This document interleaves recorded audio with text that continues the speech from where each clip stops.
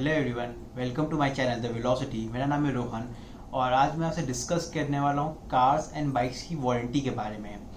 अब हम स्टार्ट करते हैं कार्स से। तो आप जब शोरूम में जाते हैं कार खरीदने, तो किसी कार पे 2 इयर्स 40,000 किलोमीटर की वारंटी, किसी पे 3 इयर्स 80,000 किलोमीटर की वारंटी है, किसी पे 3 इयर्स अनलिमिटेड किलोमीटर की वारंटी, 3 इयर्स 1 लाख किलोमीटर की वारंटी, ऐसा आप देखते हैं। एंड आपको एक्सटेंडेड वारंटी पैकेजेस भी अवेलेबल होते हैं, जिसमें मान लीजिए आपकी वारंटी हो सकता है 5 साल तक हो जाए, बट हाउस किलोमीटर थोड़े कम हो जाते हैं। जैसे अनलिमिटेड किलोमीटर जिसमें होता है 3 इयर्स अनलिमिटेड किलोमीटर्स, वो आपको बच जाता है 5 इयर्स 1 लाख किलोमीटर या 5 इयर्स 80,000 किलोमीटर्स। और जिसमें भी आपको 3 lakh kilometres 1 lakh 3 years 1 lakh kilometre होते हैं, तो उसमें भी आपको बन जाता है 5 इयर्स 80,000 किलोमीटर्स।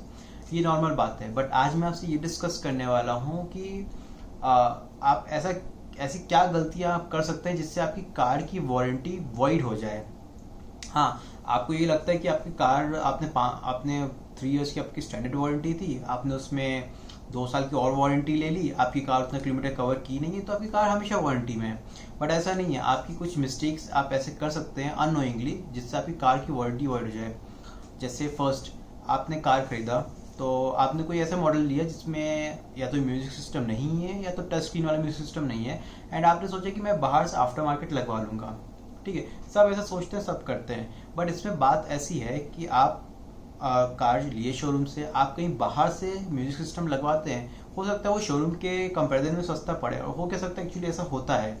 बट जब वो म्यूजिक सिस्टम लगाता है तो कहीं ना कहीं कुछ वायर कटिंग होती है, कुछ इलेक्ट्रॉनिक्स में थोड़ा डिस्टर्बेंस होता है, तो जिसकी वजह से क्या होगा कि अगर आपकी कार में कोई इलेक्ट्रॉनिक फेलियर होता है या कहीं इलेक्ट्रॉनिक की वजह से शॉर्ट सर्किट होता है, आग लगती है, कुछ भी ऐसा होता है, तो कंपनी उसको वारंटी में कवर नहीं करेगी। कंपनी सीधे आपको बोल देगी कि आपने जो म्यूजिक सिस्टम लगवाया था या आपने जो इलेक्ट्रॉनिक्स ऐड कराए थे, ये उसकी वजह से है, वहाँ पे वायर कटिंग हुई थी, वहाँ पे शॉर्ट सर्किट हुआ था ये।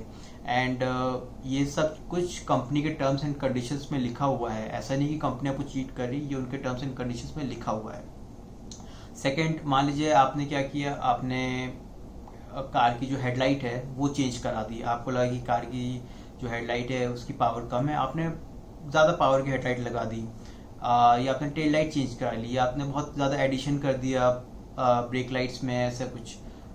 तो इससे भी आपकी वारंटी पे असर पड़ सकता है। जैसे आप इसकी वजह से आपकी मान लीजिए बैटरी जल्दी ख़राब हो गई, कार में जो बैटरी दी थी, तो इसमें भी कंपनी आपको सीधे बोल देगी कि जो आपने हेडलाइट लगाई थी इसकी वजह से सब हुआ है, और इसलिए वारंटी में आपका ये क्लेम कवर नहीं होगा। सो अगर आप कुछ भी इलेक्ट्रिकल मॉडिफिकेशन कराते हैं कार में, तो हाई चांसेस हैं कि आपकी वारंटी वॉइड हो जाएगी, at least for that part, for electricals. हो सकता है कुछ शॉर्ट सर्किट हो सकता है वायर्स जल जाए, हो सकता है कार में आग लग जाए, तो ये सब चीज़ें फिर कंपनी आपका क्लेम एंटरटेन नहीं करेगी, क्योंकि आपकी गलती है कंपनी के हिसाब से, क्योंकि आपने आफ्टर मार्केट इलेक्ट्रिकल एक्सेसरीज लगाई जो कि अलाउड नहीं था, एटलीस्ट टिल वारंटी। सेकेंड चीज़ है टायर्स या व्हील्स। सो बहुत से लोग होते हैं, अब आपने कोई मॉडल लिया जिसमें एलॉय व्हील्स नहीं है, तो आपने सोचा था कि ठीक है मैं कार ले लूँगा एंड मैं एलॉय व्हील्स बाहर से लगवा लूँगा।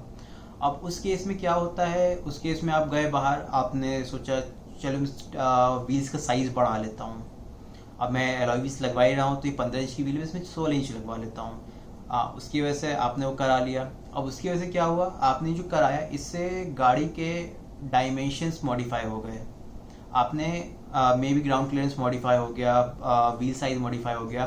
तो इससे दो चीज़ें, एक तो आपकी वारंटी पे भी असर पड़ेगा और दूसरा आपके इंश्योरेंस क्लेम पे भी असर पड़ेगा, क्योंकि इंश्योरेंस क्लेम में भी ऐसा है कि आपने जो मॉडिफिकेशंस कराए हैं जिससे कार के डायमेंशंस चेंज होते हैं कहीं से भी, ऊपर नीचे टायर लेंथ वेट, तो वो आपको उनको इन्फॉर्म करना है एंड उनसे परमिशन लेके ही करा सकते हैं आप। और अगर आपने उनसे परमिशन लिया है या इन्फॉर्म किया है तो वो चीज़ आपके इंश्योरेंस पॉलिसी पे एक्स्ट्रा मेंशन होनी चाहिए।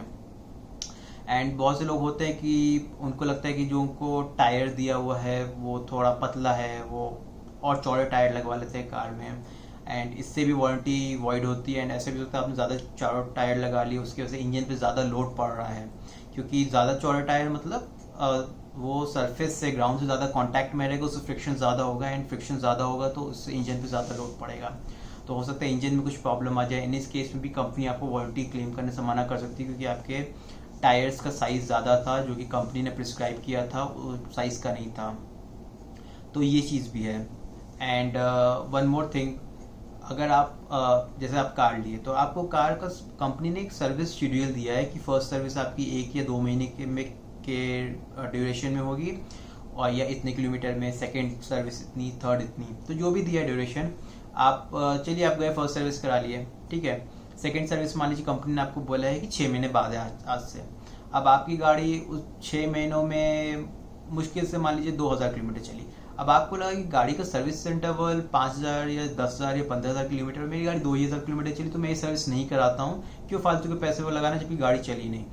बट ऐसा नहीं है, अगर आपको कंपनी ने कोई सर्विस शेड्यूल दिया है तो वो आपको स्ट्रिक्टली फॉलो करना है। अगर आपने एक भी सर्विस मिस की तो आपकी वारंटी सीधे वाइड हो जाएगी। अगर आपने ये सोच कर दिया कि चलो मेरी कार तो इतना चली नहीं, 15,000 सर्विस इंटरवल है, मेरी कार अभी तो सिर्फ 3,000 चली है, टाइम पूरा हो गया बट किलोमीटर पूरे नहीं हुआ, अभी मैं वहाँ जाऊँगा, क्या मतलब है, कुछ वियर एंड टियर भी नहीं हुआ, इंजन ऑयल भी नहीं चेंज कराना, तो इससे आपकी वारंटी वाइड हो जाएगी। क्योंकि कंपनी के रिकॉर्ड में आपकी car time to time authorise service centre में सर्विस होनी चाहिए। एंड वन मोर थिंग, अगर आप कोई सर्विस कराने गए हैं, मान लीजिए सर्विस इंटरवल आपको 10,000 किलोमीटर हर साल होती है, आप सर्विस कराने गए हैं, आपकी गाड़ी चली सिर्फ 3,000 और आपका जो इंजन ऑयल है वो हर 10,000 किलोमीटर पे चेंज होना है, उसकी लाइफ 10,000 है। बट कंपनी के अगर आपके ओनर्स मैनुअल में लिखा है कि आपका इंजन ऑयल हर सर्विस में चेंज होगा तो वो आपको कराना पड़ेगा, भले आपकी गाड़ी 100 किलोमीटर चली हो या 10,000 किलोमीटर चली हो। अगर आप वो नहीं कराते, इंजन ऑयल चेंज नहीं कराते, आप ये बोलते सर्विस एडवाइजर को कि मत चेंज करो, फालतू में मेरे 2,000 क्यों लगाना, ऑयल अभी नया है, बट इस कंडीशन में भी आपकी इस कंडीशन में आपकी वारंटी वॉइड हो जाएगी। इंजन को कुछ भी होता है तो कंपनी आपको सीधे बोल देगी सर आपको इंजन ऑयल चेंज कराना, तो जो आपने नहीं करा उसकी वजह से इंजन को हार्म हुआ, हम रिस्पॉन्सिबल नहीं है। एंड ये सब चीज़ जो मैं आपको बता रहा हूँ ये क्लियर कट आपके कंपनी के जो वारंटी के टर्म्स एंड कंडीशंस उसमें लिखी है, कोई कंपनी आपको कुछ भी चीट नहीं करी, ये सब वहाँ पे लिखा हुआ है। एंड वन मोर थिंग, आप जब वारंटी क्लेम करने जाते हैं तो ऑब्वियसली आप वारंटी क्लेम करें, कुछ प्रॉब्लम आई तो जो भी उसका एक्सपेंस आएगा, पार्ट्स का हो गया, लेबर्स का, ये पूरे कंपनी को बियर करना है। तो कंपनी वहाँ पे देखती है कि कस्टमर ने कोई भी मिस्टेक ऐसे कमिट किया है क्या जिसकी वजह से, कस्टमर की मिस्टेक की वजह से ये इशू आया है। अगर ऐसा हुआ है तो फिर कंपनी आपके रिपेयर का 1 भी रुपये नहीं देगी, वो पूरा आपको बियर करना पड़ेगा। एंड फॉर फ्यूचर ऑल्सो आपकी वारंटी वॉइड हो जाएगी।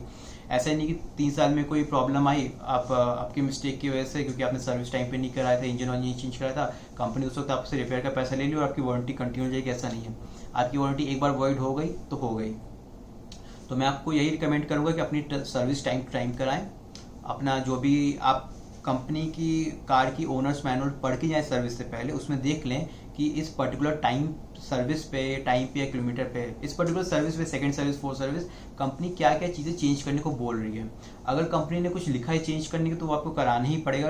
अगर कंपनी ने लिखा है इंस्पेक्ट एंड चेंज, तो मतलब अगर वो एडवाइजर इंस्पेक्ट करेगा, टेक्नीशियन इंस्पेक्ट करेगा, अगर वो सही है तो नहीं चेंज करना। बट अगर कंपनी ने लिखा है कि एक पर्टिकुलर पार्टी रिप्लेस होना ही है इस सर्विस में, तो वो आपको कराना पड़ेगा। क्योंकि अगर आप वो नहीं कराए तो वो आपके बिल में वो चीज़ नहीं वो होगी कि आपका ये पार्ट चेंज हुआ है नहीं हुआ है, तो कंपनी को फर्दर आपके कभी वारंटी क्लेम आया तो उसको रिजेक्ट करने में आसानी होगी।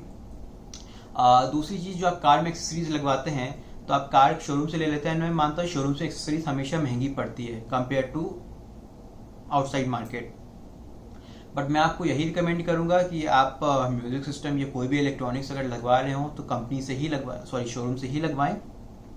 एंड अच्छा होगा कि वो कंपनी ऑथराइज्ड हो। जैसे अगर आप हुंडई के लगवा रहे हैं, मारुति सुजुकी के लगवा रहे हैं, तो उनसे ऑथराइज्ड हो। एंड आप प्रॉपर बिल ले कि आपने इसी शोरूम से लगवाया है, ताकि उस वारंटी वॉइड होने के कोई चांसेस ना रहें। दूसरी बात, अगर आप मान लीजिए मैट्स वगैरह लगवा रहे हैं कार में, तो मैट्स वगैरह में क्या होता है, मैट्स बहुत टाइप की आती है आफ्टर मार्केट। आप शोरूम से लगवा रहे हो, बाहर से लगवा रहे हो, आप एक चीज़ का ध्यान रखें, वो मैट प्रॉपर फिट होनी चाहिए। क्योंकि कभी बहुत सारे ऐसे केसेस आए हैं जिसमें ड्राइवर साइड जो मैट थी वो प्रॉपर फिटिंग की नहीं थी एंड समहाउ वो पेडल्स में फंस गई एंड उसके कारण एक्सीडेंट्स हुए हैं।